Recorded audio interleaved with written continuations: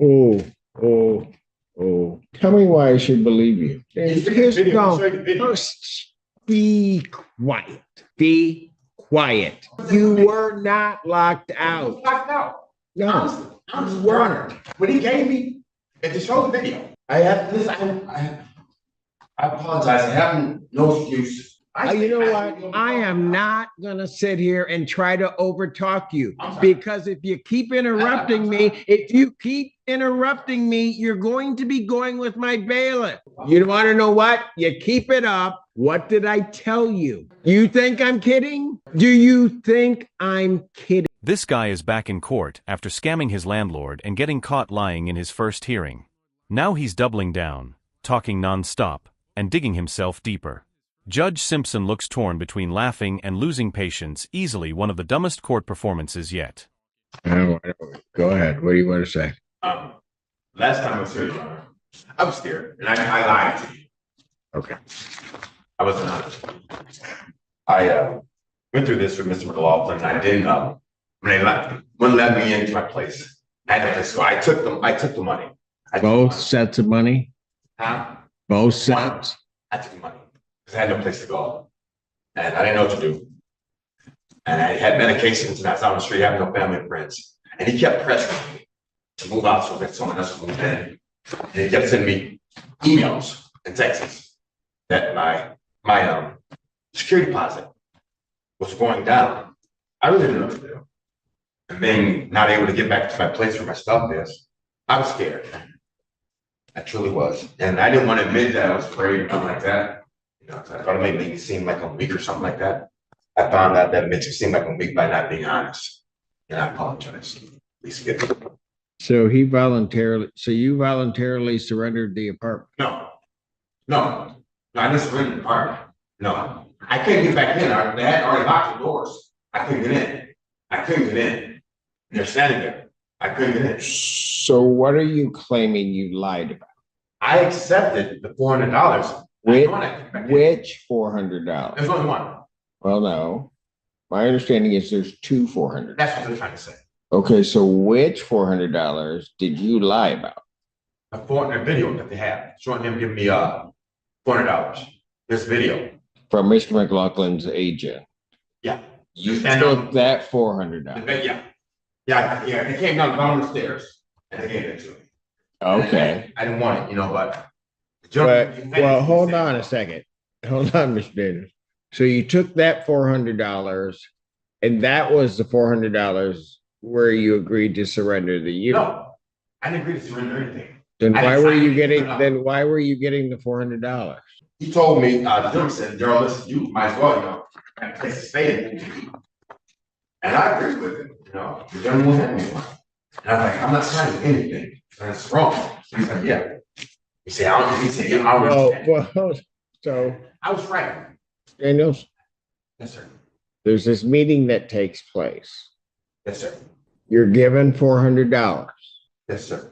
Why did they give you the $400 if it wasn't to relinquish possession of it? I wasn't relinquishing possession.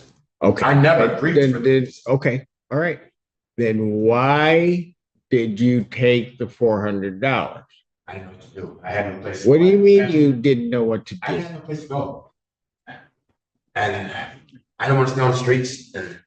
Mr. Daniel, yes, sir. What you're saying, it doesn't make any sense. So, you need to start telling the truth. I took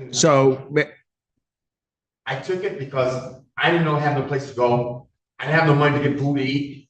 I had medications that I had to have. And I didn't know Daniel, you had a place. They said, so here's what you told me. The door was locked. I was locked out. I didn't have the keys to the place. The locks were changed. I had no way of getting in.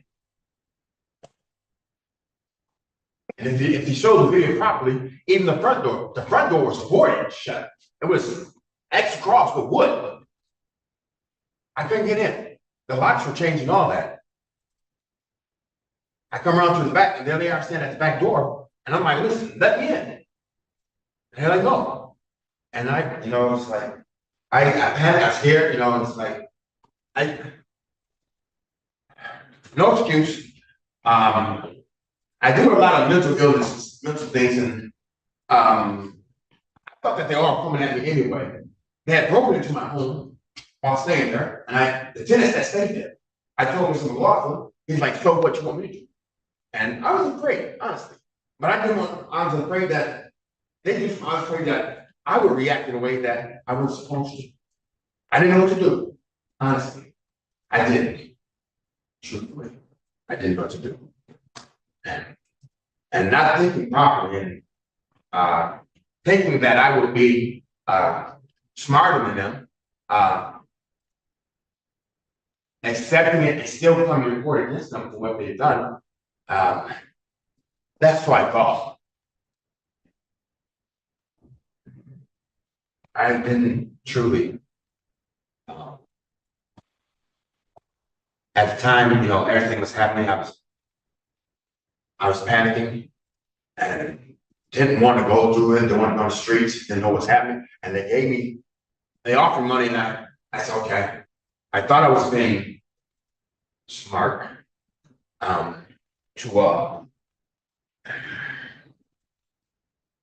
apologize. This guy is pure chaos, rambling non-stop, apologizing for lying while lying more, and apologizing for interrupting while interrupting again. Judge Simpson just sits there in silence, clearly checked out and probably thinking about lunch. Honestly, it feels like watching a glitching NPC try to talk its way out of trouble. I didn't know what I was doing. I was very scared. Thought I was trying to be able to come here and tell what they were doing to me. That was wrong. Because I was already locked out. The locks were already changed. I thought I was fine. I did. I apologize. Mr. Daniels, what do you want me to do now that it's been determined, well, you've admitted that you've lied? I was already, as I stated, the locks had already been changed. I was locked out. I wanted to be treated fairly, done right. But I conducted myself like they did. Well, that's interesting. You want to be treated fairly because I treated myself like I did.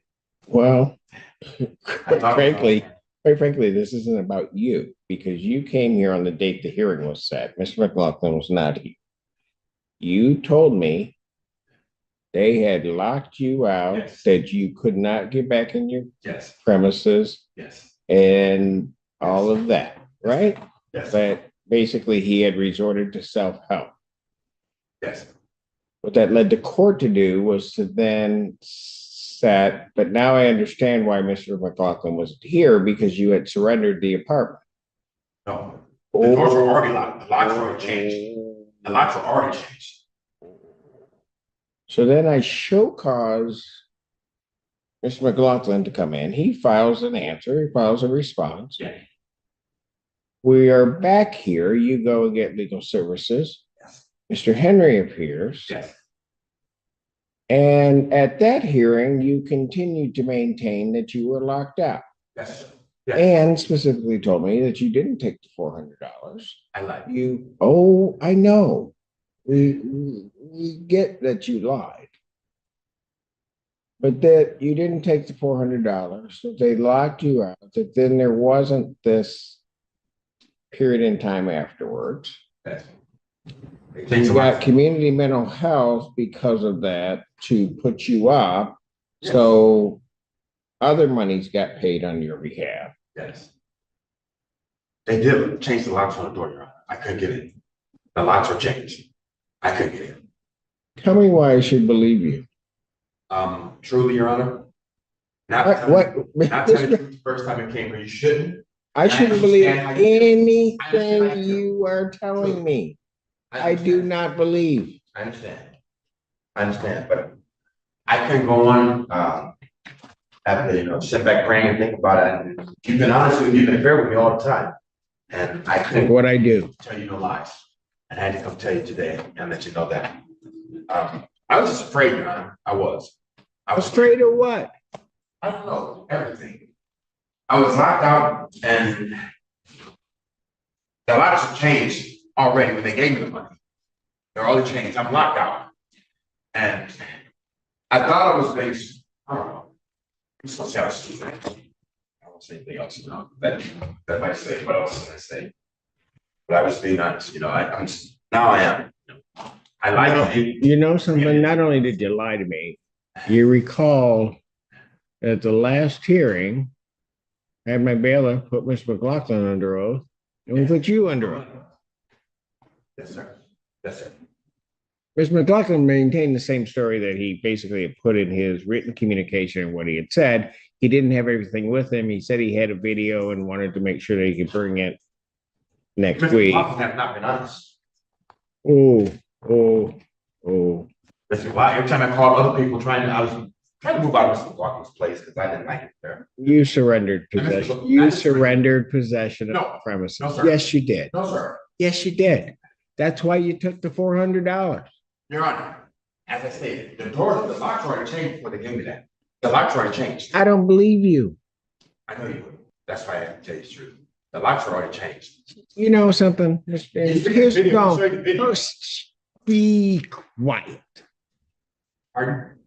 Be quiet.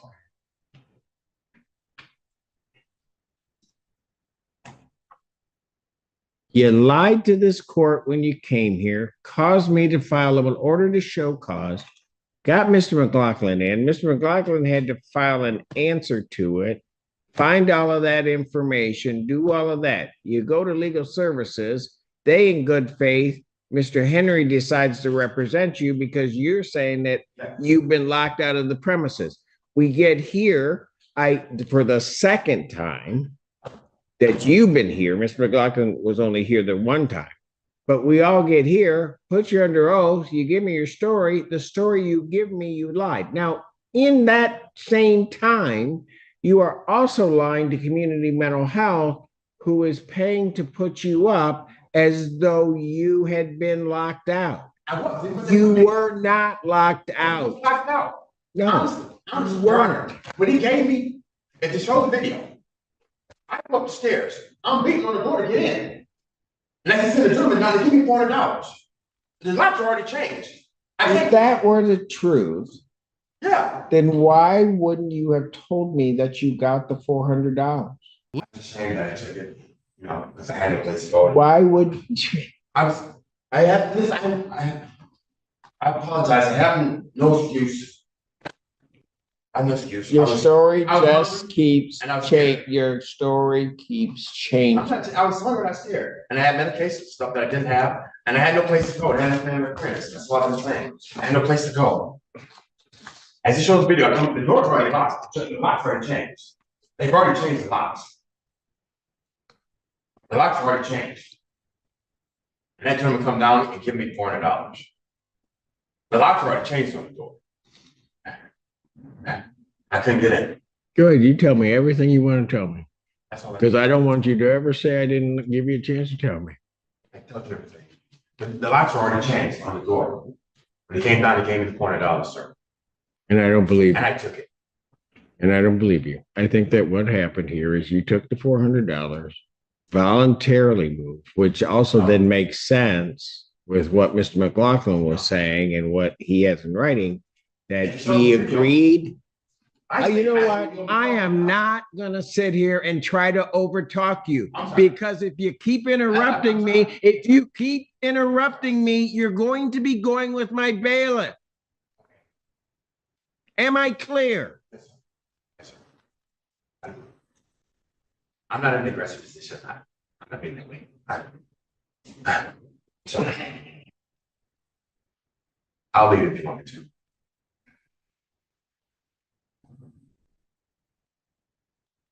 Sorry. The reason you took the $400 is because you voluntarily surrendered the premises. That's what the court's going to find, that you did that. And that the court also believes that you took the additional $400 that was later on given to you. It all makes sense. That's why Mr. McLaughlin said, I will keep, and it's in writing in a text, that he would allow your property to stay there for a month. And then he gave you more money. And you're just taking money and then coming to court, causing everybody all kinds of problems. I know how to do it. Oh, no, you don't even have any idea. I took once. Sorry. You keep interrupting me, so I'm done. I didn't mean to I apologize. I find that there was no lockout. I also find that he voluntarily surrendered the premises. Mr. Henry, I know this is embarrassing for you because you came here representing your client, believing that all of this had happened. I find you and have found you always to be an honorable attorney and always put good faith arguments. And you properly did the right thing once you determined your client was an absolute liar. And that is you filed your motion to withdraw. So prior to entering what I'm entering, I'm going to grant your motion to withdraw, find that it's surrendered. This case is dismissed, but you are entitled to possession of the premises. Oh, yeah. It's yours. He gave it up. You want to know what? You keep it up. What did I tell you? You think I'm kidding? Do you think I'm kidding? Then I'd suggest what you do is you turn around and you walk out and don't say another word to me, because if you say another word to me, you're going to go with Officer Mahalik. Have a great day. This whole hearing was a clown show. He really thought he could scam $400 every time he dragged his landlord in. Instead, he burned all his credibility, repeated the same 4 lines like a broken record, and looked ridiculous. At least the landlord can finally move on, while Judge Simpson held back from contempt even after all that nonsense.